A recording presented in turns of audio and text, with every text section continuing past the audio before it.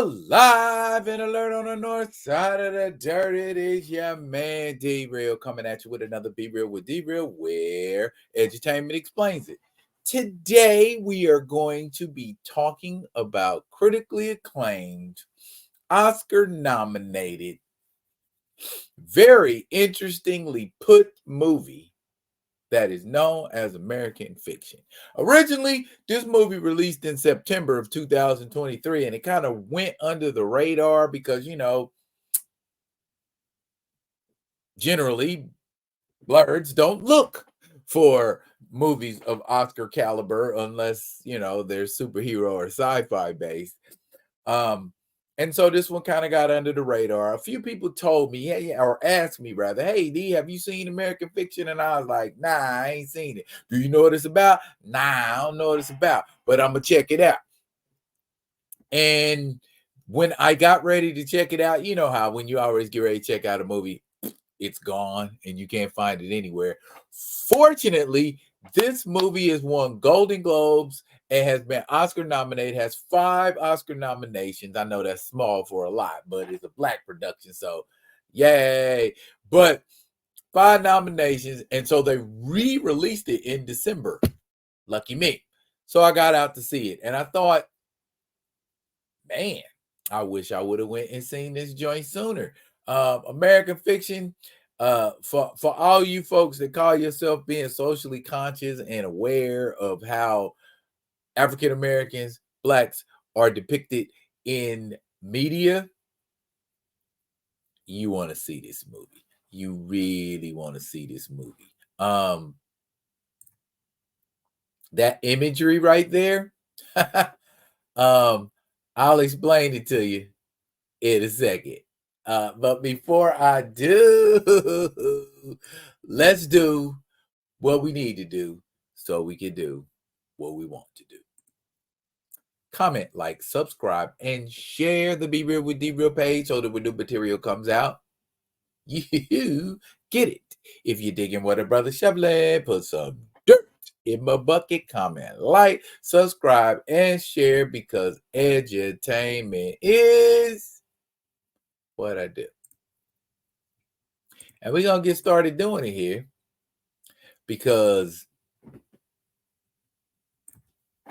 American Fiction is an amazing movie. Look at that right there. Look at the cast. Okay, you got Jeffrey Wright, Tracee Ellis Ross, Issa Rae, Sterling K Brown, not to mention Erica Alexander, Leslie Uggams, and Keith David. That's different generations of Black talent in one wonderfully done motion picture that is based on a novel called Erasure by Percival Everett and directed by Cord Jefferson. What in the world is this movie about? Basically, it follows the main character, Thelonious Monk Ellison, played by Jeffrey Wright. He is a professor and a novelist who is frustrated with the state of how Black artists are depicted, how they are, perceived in the media, and what kind of material they are expected to write. So in that way, they are also kind of in a snafu. You want to be successful. Unfortunately, what the powers that be want to see out of African American authors, African American novelists, is not necessarily the material that African American writers want to write. So Thelonious decides that he needs to come home. And so he meets up with Tracee Ellis Ross, Lisa Ellison, his sister. Everybody, by the way, in the Ellison family, extremely successful. Thelonious is a professor and a writer. His brother, Cliff, played by Sterling K Brown, is a plastic surgeon. And of course, Tracee Ellis Ross is a doctor. Monk, as they refer to him, comes back home and they're vibing and having a good time. And I think it's ironic that his sister, Lisa, who is a doctor, dies of a heart attack. And then mom is showing signs of Alzheimer's. She's forgetting things. She can remember stuff, but she's forgetting things. And that so reminded me of my mother, who has, dementia, Alzheimer's, that sort of thing. And so there are things that the memory is very, very, very crisp and clear, and then other times the memory is it's just not there. Also, refreshing change of pace. Erica Alexander as Coraline, Monk's love interest in this movie. She is a lawyer. Good gracious, everybody is just well-to-do and successful, but they're not happy. And that's the crazy part about it. So, folks, please believe it. More money is more problem. It don't necessarily, and the problem they're having is mom is getting too old. And so it becomes that age-old question of, well, who's going to take care of mama? Who's going to be the one to be responsible for mama? Who's going to pay for mama? Mama needs this. Mama needs that. We need to get this for mama. Man, that is my family currently. I am dealing with that same kind of thing where, what does mama need? Mama need. Leslie Uggams, magnificent job. I love Leslie Uggams' performance because, like all great actors, she studied, she did her thing, and depicted someone with beginning stages of Alzheimer's and that kind of thing quite well. Also, too,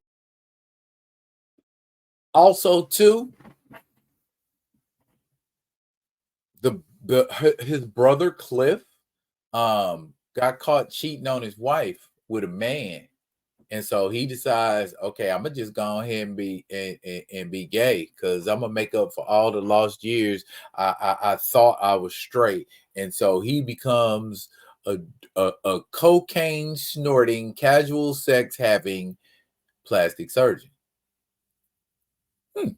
That doesn't sound too terribly different from that other plastic surgeon on that TV show. But anyway, after Monk sees his fellow author, Centara Golden, played by Issa Rae, write a stereotypical novel, and it becomes super successful. And when I say stereotypical, it's got the kind of stuff in there where I be's doing what I pose to be, and she's writing it like that, and that's what makes it so hilarious, yet at the same time so real, because we want people to believe we quote unquote real.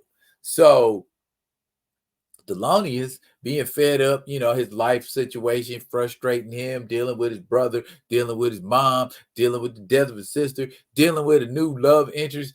He decides, bump it, I'm gonna write me one of these Negroid stereotypical novels. And he does so, and he calls it My Pathology. And he submits it. And they like it. So much so that they give him a $750,000 advance. And he figures, well, if they think this is great and they giving me all of this money for it, why don't I see how far I can get with this? Hey, I'm going to need y'all to change the name of the book to Fuck. And they do it. And just it's a statement to how big business will cater to anyone they think is going to give them what they need financially, what they need to boost the image of their company, or that sort of a thing. So nothing's off limits.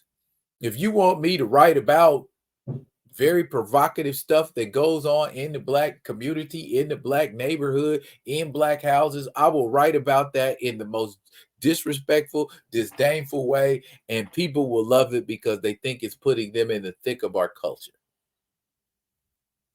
Those are the kind of statements that we are making. Um, I don't want to tell you, how this movie ends up, but basically, he writes this book under a pseudonym, Stag Lee.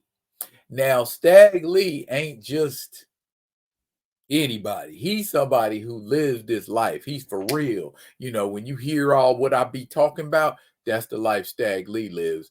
And not only that, he's a criminal and he on the run, but he's writing this book while he on the run. Interesting. And ultimately, we get a conclusion. May not be the conclusion that you expect for a movie like this, but I will say a lot of fourth wall breaking going on and a lot of tongue-in-cheek homage. Now, this is American Fiction right here, man. Academy Award nominations are 5, including Best Picture, Best Actor, Jeffrey Wright, Best Supporting Actor, Sterling K Brown, Best Adapted Screenplay by Corey Jefferson, and Best Original Score for this movie right here. Okay? American Fiction is going up against some heavy hitters. Killers of the Flower Moon by Scorsese. Barbie. Yes, Barbie is nominated for an Oscar. Go figure. And Oppenheimer, of course, which leads with 13 nominations, followed by there's another movie out that I haven't seen. I think it's called Poor Things. Yes, with Emma Stone. And I believe that movie has 11 nominations. So will it win an Oscar? Don't know. I ain't really into the Oscar set and that Oscar kind of thing, but this was a really, really good movie. It was very well written, and all the actors in this movie executed to perfection. There was even a brief moment where Keith David was in there because they were talking about turning his book into a screenplay, and Keith David was one of the actors that was reading for a role. Go figure. I mean, that kind of, just kind of tongue in cheek, kind of just moments like, ooh, look at that there. Ain't that something? And it's important to understand this kind of stuff goes on all the time because it's not my culture. I'm just taking advantage of it. And we need money, so we're willing to sell our culture for money is sometimes what it seems like. Or in order for us to get our thoughts, our ideas out there, we have to capitulate to the needs of a big company. Kind of makes me wonder sometimes a lot of people who have been involved on these MCU projects, did they sell out? Because Disney said, shut up and write what we tell you to. Don't read no comic books. Do what we say. And you do it. And yeah, you come out with a quality product, but you sold your soul to get that quality product and people love it. I mean, that's only one explanation. It's not the only explanation. There are several others, that lean in one direction or other for good or for ill. But bottom line, American Fiction gets a huge thumbs up from me. I give it a solid 8. Okay, because I went expecting one thing and I got something different. I got something that touched me on an emotional level. I got something that touched me on a personal level. So for that alone, Corey Jefferson, I respect you. Percival Everett, I respect you. The cast of that movie, I freaking respect every last one of y'all. So I would strongly suggest you run out and go see American Fiction if you haven't seen it already. That is a predominantly African American cast. And there aren't just African Americans in it, but African Americans are front and center in it. So if you want to see something that has African Americans front and center, go see American Fiction. It is worth your time. Now, that's it, y'all. But fret not, I will be coming at y'all with another one of them other ones. And until I do, y'all be good to each other.